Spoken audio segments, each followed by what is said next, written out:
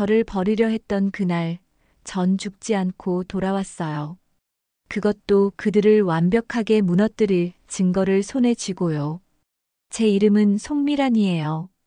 올해 72이죠. 평생을 시장 바닥에서 생선을 팔며 살아온 평범한 할머니예요. 하지만 지난 석 달간 제가 겪은 일은 전혀 평범하지 않았어요. 만약 누군가 이 이야기를 들려준다면 드라마에나 나올 법한 일이라고 생각했을 거예요. 모든 게 그날 새벽부터 시작됐어요. 새벽 5시, 저는 평소처럼 일어나 시장 갈 준비를 하고 있었어요. 40년을 한결같이 지켜온 일과죠. 낡은 손수레에 좌판 깔개며 거스름돈을 챙기고 있었는데 갑자기 요란한 경적 소리가 골목을 가르더군요. 고개를 들어보니 제 아들 송태준의 외제차가 빌라 앞에 서 있었어요. 조수석 문이 열리더니 며느리 윤서희가 화사한 원피스 차림으로 내렸죠. 명품 가방을 든 모습이 새벽 시장 통과는 너무 어울리지 않았어요. 평소엔 명절에도 전화 한 통 없던 애가 이 새벽부터 무슨 바람이 불었을까요? 손에는 대문짝만 한 과일 바구니까지 들고 있었어요. 그 모습이 어찌나 어색하던지요. 어머니, 저 왔어요. 이렇게 이른 아침부터 죄송해요. 서희의 목소리는 꿀을 바른 듯 달콤했어요. 하지만 전 40년간 시장 바닥에서 온갖 사람들을 상대해왔어요. 그 눈빛 속에 숨겨진 탐욕쯤은 한눈에 보이더군요. 무슨 바람이 불어서 여기까지 왔냐? 어머니, 이번 주말에 저희랑 여행 한번 가시죠. 효도 여행이에요. 공기 좋은 데 가서 며칠 푹 쉬고 오세요. 효도 여행이라니. 결혼하고 10년 넘도록 용돈 한 번 제대로 준 적 없는 것들이 갑자기 웬 효도 여행일까요? 지난번에 가게 자리가 좋은 게 나왔으니 목돈 좀 빌려달라고 하기에 거절했더니 몇 달간 연락도 없던 것들이었어요. 하지만 그때만 해도 설마 했어요. 아무리 그래도 제 자식이 저한테 그럴 리가 없다고 믿었으니까요. 그렇게까지 말하는데 정 거절하기도 그렇구나. 하지만 딱 이틀이다. 시장 하루만 안 나가도 손해가 큰데. 제 허락에 서희의 얼굴에 화색이 돌았어요. 마치 월척을 낚은 낚시꾼의 표정이었죠. 여행 당일 서희는 일찍부터 집으로 들이닥쳤어요. 콧노래까지 부르며 말이죠. 그리고는 제 방으로 들어가 옷장을 열어젖혔어요. 어머니, 짐은 제가 다 쌀게요. 편하게 앉아만 계세요. 서희가 꺼낸 건 가장 낡고해진 옷들 뿐이었어요. 시장 갈 때 입는 몸빼바지와 목이 늘어난 티셔츠, 무릎 나온 추리닝 바지 같은 것들이요. 작년에 태준이가 사준 좋은 옷은 거들떠보지도 않았죠. 얘야, 여행 가는데 옷이 그게 뭐니? 저기 장롱 안에 있는 고운 옷으로 가져가야지. 아유 어머니, 편한 게 최고죠. 좋은 옷 입고 가면 불편하기만 해요. 그리고 혹시라도 뭐 묻으면 어떡해요? 제가 일부러 활동하기 편한 옷으로만 챙기는 거예요. 말은 그럴듯했어요. 하지만 서희의 손이 제 화장대 서랍으로 향했을 때 제 심장이 철렁 내려앉았어요. 서랍 안에는 제 평생 모은 돈으로 산 금목걸이와 비치 반지, 그리고 통장과 도장이 들어있는 손가방이 있었거든요. 서희는 그 손가방을 슬쩍 들어보더니 무게를 확인하듯 흔들어 보고는 다시 제자리에 놓았어요. 그 눈빛은 마치 감정사가 보석을 감정하듯 차갑고 계산적이었죠. 어머니, 이런 귀중품은 그냥 집에 두고 가세요. 여행 가서 잃어버리면 큰일 나잖아요. 요즘 세상이 얼마나 험한데요. 제가 서랍 깊숙이 잘 모셔둘게요. 그래도 혹시 모르니 몸에 지니고 가는 게 낫지 않겠냐? 아니에요, 어머니. 여행 경비는 저희가 다 알아서 할 건데 어머니 돈이 왜 필요해요? 대신 제게 준 건 낡은 시장 가방 하나였어요. 안에는 달아빠진 손수건 한 장과 1,000원짜리 몇 장이 전부였죠. 심지어 제 스마트폰 대신 전화와 문자만 되는 구형 폴더폰을 넣어뒀더군요. 혹시라도 제가 인터넷으로 위치를 찾아내거나 도움을 요청할까봐 미리 손을 쓴 게 틀림없었어요. 이쯤 되니 모든 상황이 명확해졌어요. 이것들은 저를 어디론가 데려가 버릴 작정이었죠. 옷은 허름한 것으로 돈 한 푼 없이 신분을 증명할 어떤 것도 없이요. 분노로 온몸이 부들부들 떨렸지만 저는 애써 태어난 척했어요. 여기서 밥상을 뒤엎어봤자 저 힘센 며느리와 저를 말리기는커녕 외면할 아들놈을 당해낼 재간이 없었거든요. 일단은 순순히 따라 나서는 척하며 기회를 엿봐야 했어요. 차에 오르자마자 등 뒤로 문이 쿵 하고 닫히는 소리가 마치 감옥문이 닫히는 소리처럼 섬뜩하게 들렸어요. 차는 제가 아는 길을 한참이나 달리다가 어느 순간부터 낯선 국도로 접어들기 시작했어요. 넓고 곱게 뻗은 고속도로가 아니라 꼬불꼬불하고 왕복 2차선밖에 되지 않는 외진 길이었죠. 주변 풍경도 화려한 관광지와는 거리가 멀었어요.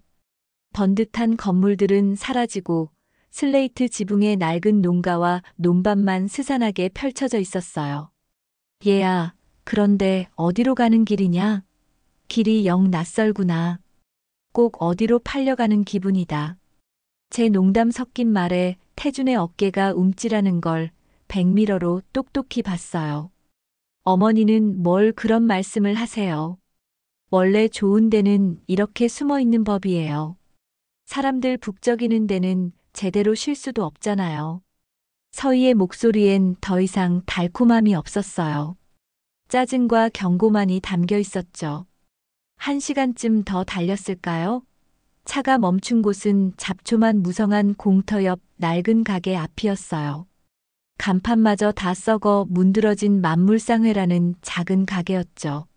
어머니, 잠시만요. 목이 말라서 물 좀 사올게요. 태주는 허둥지둥 차에서 내렸어요. 아마도 저와 단둘이 차에 남아있는 숨막히는 공기를 견딜 수 없었겠죠. 서희는 그런 남편의 뒷모습을 보며 작게 혀를 차더니 핸드백에서 휴대폰을 꺼냈어요.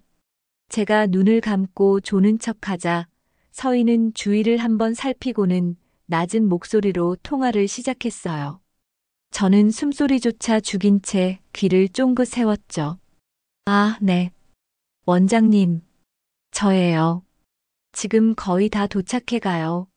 한 30분 정도만 더 가면 될 것 같아요. 원장님이라는 호칭에 심장이 철렁했어요. 네, 아주 얌전하세요. 제가 아침에 미리 드린 약이 효과가 좋았나 봐요. 차 타자마자 주무시네요. 약이라니. 심장이 쿵하고 내려앉았어요. 어쩐지 아침에 서희가 타준 쌍화탕 맛이 유난히 쓰더라니. 그 안에 수면제 같은 걸 몰래 타 넣었던 거예요. 서류는 다 챙겼고요. 그냥 무연고자로 처리하면 뒤탈 없는 거 확실하죠? 나중에라도 가족이 찾아오거나 그러면 곤란하잖아요. 무연고자. 그 단어가 제 가슴을 얼어붙게 만들었어요. 이것들은 저를 이름도 가족도 없는 노인으로 만들어 어디론가 버리려는 거였어요. 그것도 그냥 요양원이 아니라 연고 없는 노인들을 상대로 나랏돈이나 타먹는 불법 시설이 틀림없었죠. 추가금요? 아이, 무슨 추가금까지? 지난번에 다 이야기된 거 아니었나요? 알았어요. 일단 가서 뵐게요. 통화가 끝나고 저는 모든 퍼즐 조각이 맞춰지는 걸 느꼈어요. 원장님이라는 호칭, 무연고자라는 단어, 추가금. 이것들은 저를 버리고 제 재산을 가로채려는 완벽한 계획을 세워놓은 거였어요. 한참을 더 달린 끝에 도착한 곳은 산속 외진 건물이었어요. 녹슨 철문 위에 효심요양원이라는 글씨가 간신히 붙어 있었죠. 효심이라니 세상에 이렇게 지독한 농담도 없을 거예요. 주변은 온통 산으로 둘러싸여 있었고 인가라곤 찾아볼 수 없는 완벽한 고립지대였어요. 한번 들어가면 제 발로는 절대 빠져나올 수 없는 곳이었죠. 철문이 열리고 원장이라는 자가 마중을 나왔어요. 빼빼 마른 체구에 탐욕스러운 눈빛을 한 사내였어요. 어머니, 여기가 저희가 예약한 숙소예요. 공기 정말 좋죠? 서희의 말에 저는 차에서 내리길 거부했어요. 싫다. 나는 이런 흉흉한 곳에서 단 하루도 묵고 싶지 않다. 당장 날 집으로 데려다 줘라. 어머니, 또 왜 그러세요? 여기까지 와서. 일단 들어가서 구경이라도 해보세요.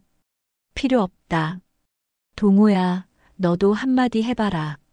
정말 내 어미를 이런 곳에 버리고 갈 셈이냐? 제가 아들의 이름을 부르며 애원했지만 태주는 끝내 제 눈을 마주치지 못하고 고개를 떨궜어요. 그 모습에 저는 마지막 남은 희망마저 버려야 했죠. 서희가 원장과 눈짓을 주고받더니 차 문을 열고 제 팔을 거칠게 잡아 끌기 시작했어요. 어머니, 고집 그만 부리고 내리세요. 다 어머니 좋으라고 하는 일이잖아요. 저는 필사적으로 버텼어요. 제 몸은 늙고 쇠약했지만 정신만큼은 그 어느 때보다도 또렷했죠. 바로 그때였어요. 저는 일부러 몸부림을 치는 척하며 주머니에서 아까 서희 가방에서 몰래 꺼낸 서류를 바람에 날려버렸어요. 보호자 동의서와 재산 포기 각서. 종이 몇 장이 팔랑거리며 바닥에 흩날렸죠. 어머, 저게 뭐야? 서희가 황급히 서류를 주우러 달려갔고 전 그 틈을 타 운전석에 앉아있는 태준에게 소리쳤어요.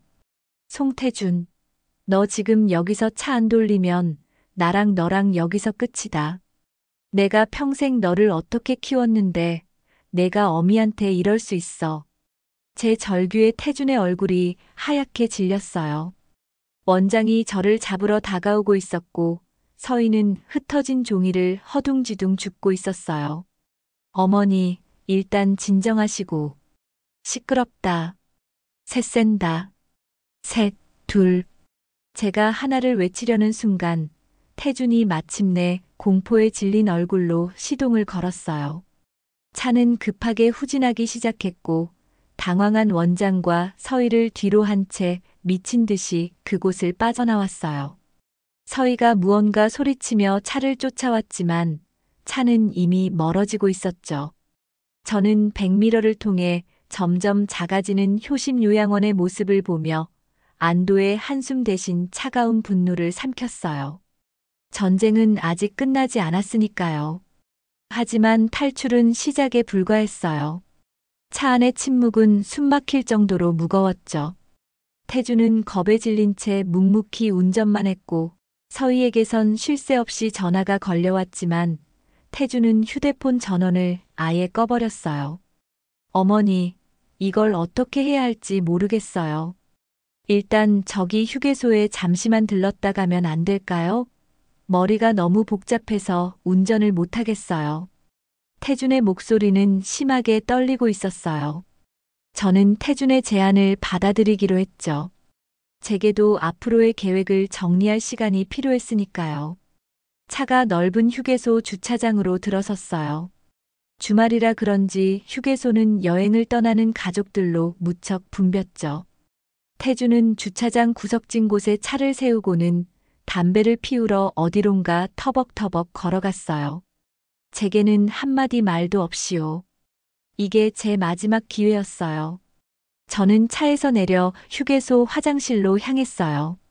그리고 주머니에서 서류들을 꺼내 꼼꼼히 읽어봤죠. 서류의 내용은 상상 이상으로 악랄했어요. 제 이름 옆에는 인지 능력이 현저히 저하되어 정상적인 판단이 불가함이라고 적혀 있었고 제 모든 재산을 아들 송태준에게 양도한다는 내용 아래에는 제 도장이 희미하게 찍혀 있었어요. 아마도 서희가 예전에 다른 서류에 필요하다며 받아갔던 인감 도장을 몰래 사용한 게 틀림없었죠. 저는 분노로 떨리는 손을 진정시키며 서류들을 곱게 접어 속옷 깊숙이 숨겼어요. 이건 단순한 종이 쪼가리가 아니었어요. 제 아들과 며느리의 죄를 증명할 가장 강력한 무기였죠. 화장실에서 나온 저는 현금 인출기로 향했어요.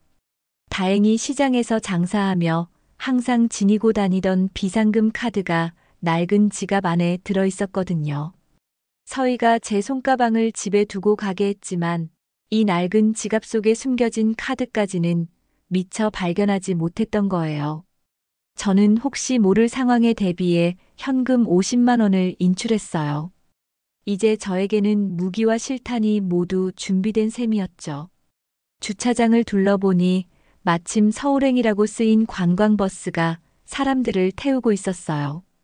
등산복 차림의 아주머니 아저씨들이 웃고 떠들며 버스에 오르고 있었죠. 저는 직감했어요. 저 버스가 저를 이 지옥에서 구출해줄 동아줄이라는 걸요. 저는 최대한 자연스럽게 등산객들 무리에 섞여들었어요. 제 낡은 몸빼바지와 티셔츠 차림은 화려한 등산복들 사이에서 오히려 눈에 띄지 않았죠. 버스에 올라타 가장 뒷자리에 몸을 숨겼어요. 심장이 터질 것처럼 뛰었지만 얼굴은 최대한 평온한 표정을 유지했어요. 잠시 후 저 멀리서 태준이 저를 찾아 두리번거리며 휴게소 건물을 빠져나오는 모습이 보였어요.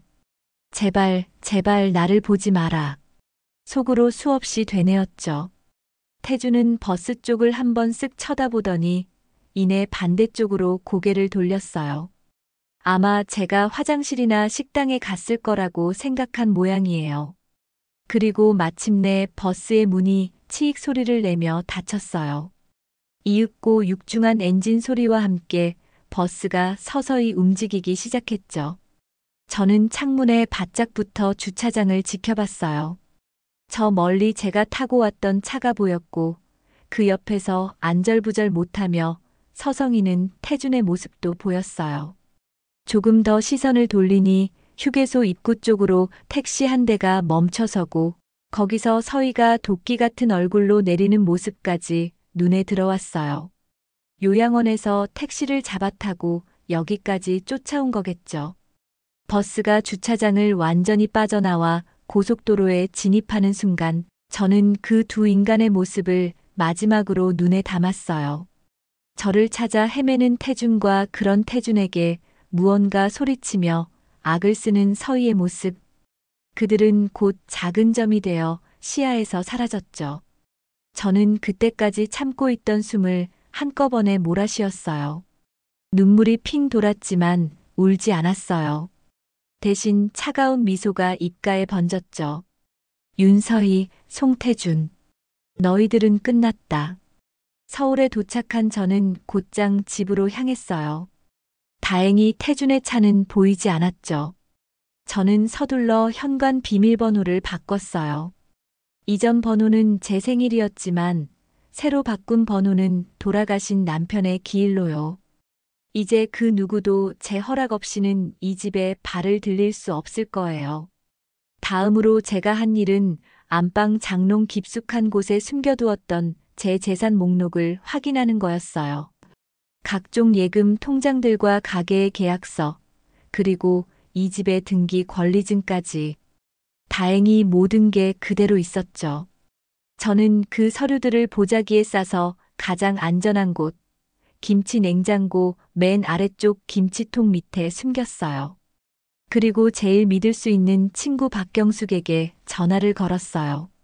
경숙아, 나 좀 도와줘. 내게 아주 큰일이 생겼어. 저는 자초지종을 모두 설명했어요. 태준과 서희가 저를 요양원에 버리려 했던 일부터 휴게소에서 극적으로 탈출한 이야기까지요. 모든 이야기를 들은 경숙은 전화기 너머에서 불같이 화를 냈어요. 그 인간 같지도 않은 것들이 그런 짓을 당장 내 앞에 데려와. 내가 그년 머리끄덩이를 다 뽑아버릴 테다. 진정해, 경숙아. 내가 전화한 건 화풀이해달라고 한 게 아니야.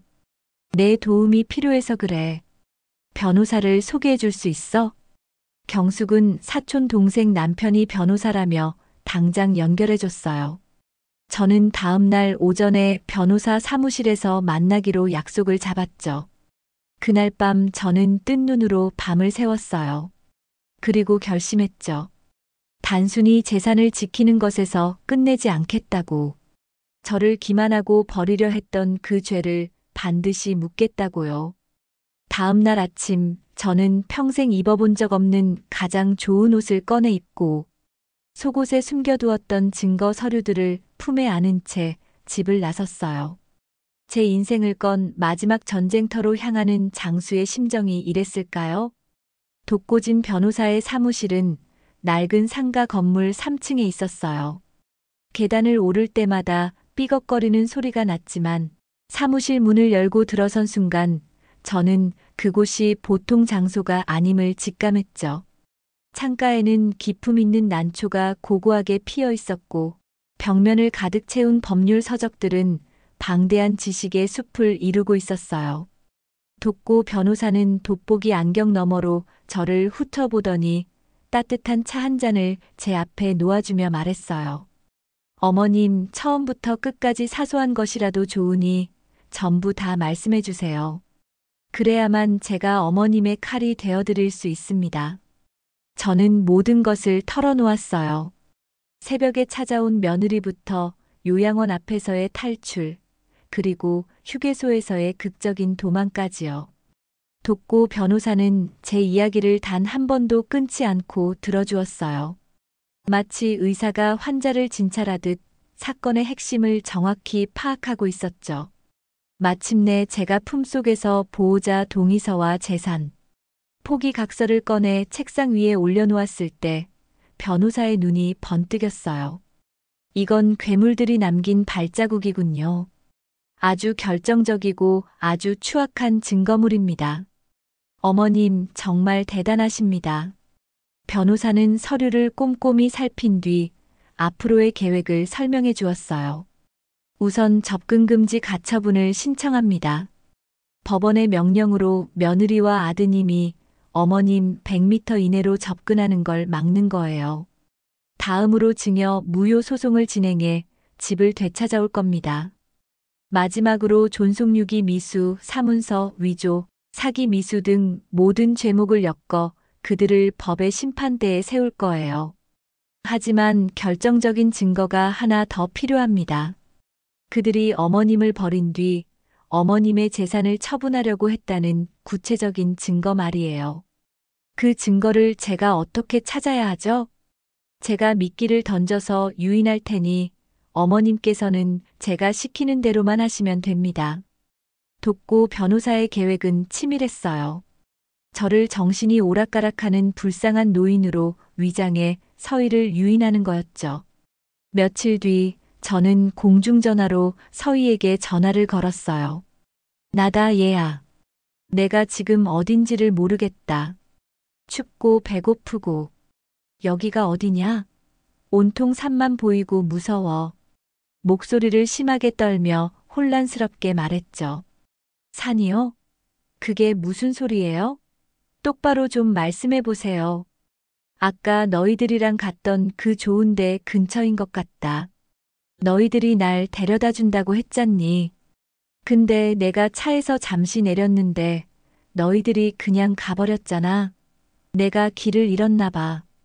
배도 고프고 무서워서 한 발짝도 못 움직이겠어. 저는 끝내 울음까지 터뜨렸어요. 알았어요. 일단 거기서 아무데도 가지 말고 꼭 계세요. 저희가 지금 바로 그쪽으로 갈 테니까.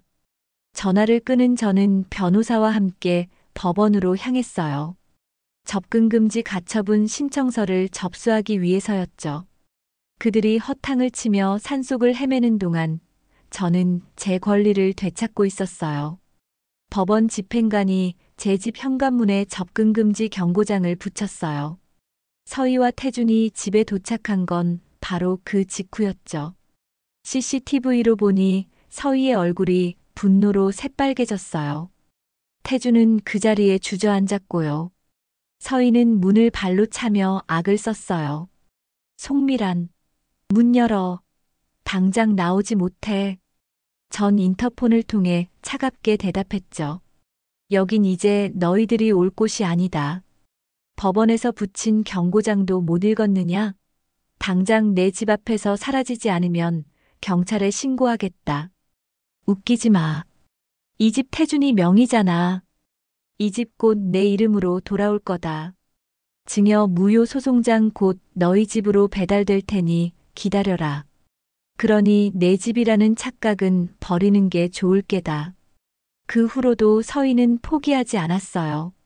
며칠 뒤엔 가짜 변호사를 데려와 제게 사기를 치려고까지 했죠. 남자는 상속세가 어쩌고 증여세가 어쩌고 어려운 법률 용어를 섞어가며 한참을 떠들었어요. 하지만 저는 평생 남편과 함께 부동산을 관리해온 사람이에요.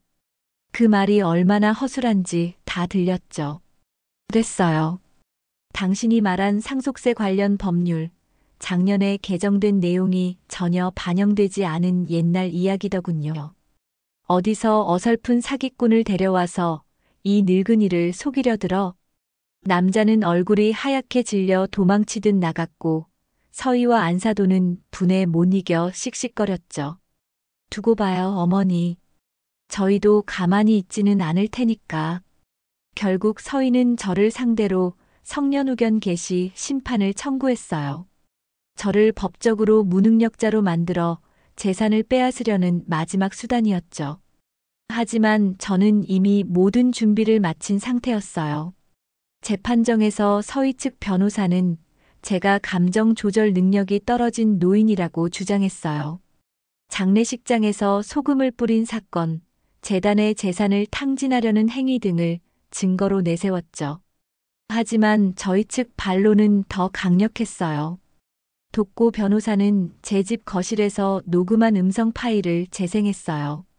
법원에서 치매 판정받고 강제로 정신병원에 입원하시는 것보다는 저희가 마련해드리는 요양원에서 편히 지내시는 게 낫지 않겠어요?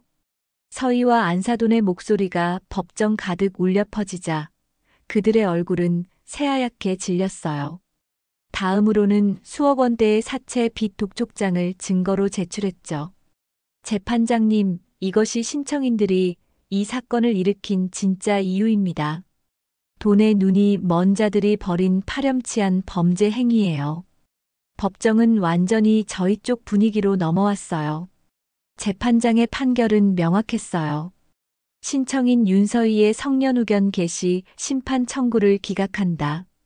또한 재판부는 신청인이 상속 재산을 편취할 목적으로 고령의 피신청인을 기망한 행위에 대해 검찰에 직권 통보하여 수사를 의뢰한다. 탕, 탕, 탕. 법봉 소리가 그들의 탐욕에 대한 사망 선고처럼 법정을 울렸어요. 몇 달 뒤 형사재판에서 서희는 징역 7년, 태주는 징역 2년 집행유예를 선고받았어요. 저는 방청석에서 그 모습을 묵묵히 지켜봤어요. 슬픔도 분노도 아닌 그저 텅 빈 마음으로요. 모든 게 끝나고 저는 새로운 삶을 시작했어요. 낡은 빌라와 시장 가게를 처분하고 도심의 최신식 아파트로 이사했죠. 평생 처음으로 제 돈으로 비싼 소파와 침대를 사고 제 마음에 드는 그림을 사서 거실에 걸었어요. 그리고 컴퓨터 교실에 등록했어요.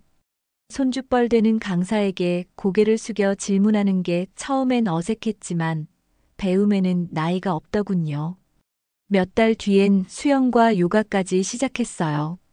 쭈글쭈글한 제 몸이 물에 뜨고 뻣뻣했던 관절이 유연해지는 걸 느끼며 제 안에 아직 무한한 가능성이 남아있음을 발견했죠.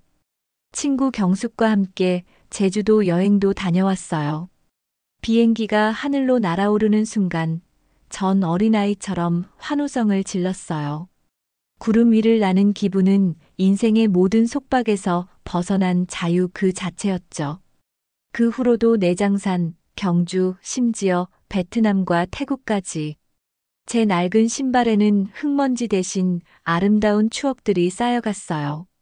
어느 눈부신 가을날 친구들과 함께 설악산으로 단풍 구경을 가던 길이었어요.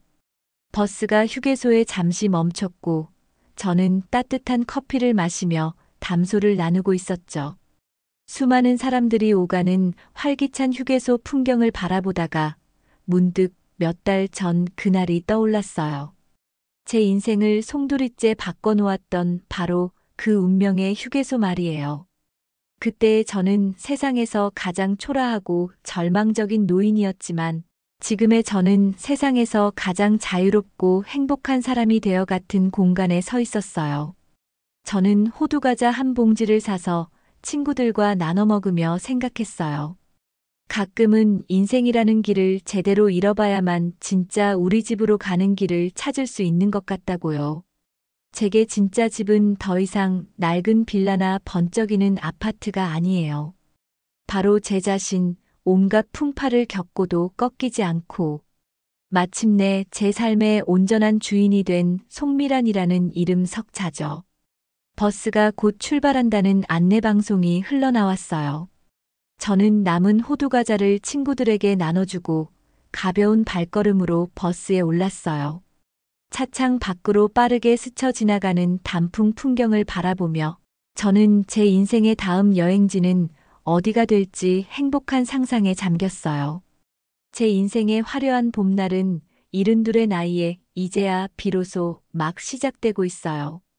저를 버리려 했던 그날, 여러분은 제가 죽을 줄 알았겠죠.